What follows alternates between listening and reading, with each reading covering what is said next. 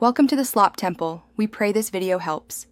You begin by confirming the current firmware and ensuring a stable network. Go to System Information and note the version. This tells you if updating is necessary. Next, connect the Ps3 to your router. Use Ethernet when possible because it reduces dropouts. Make sure you have at least 2 GB free on the hard drive so the updater can unpack files, and avoid starting when storms or unreliable power could interrupt the process. Once done, choose System Update and then update via Internet so the console fetches the official package.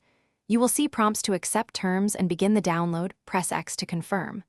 Watch the progress bar until it reaches 100%. Do not exit the screen or close the network. After download, the installer runs automatically. This step may take several minutes and the Ps3 will reboot when it finishes, so be patient and let it complete. You finish by checking system information to confirm the new firmware is installed, which verifies success.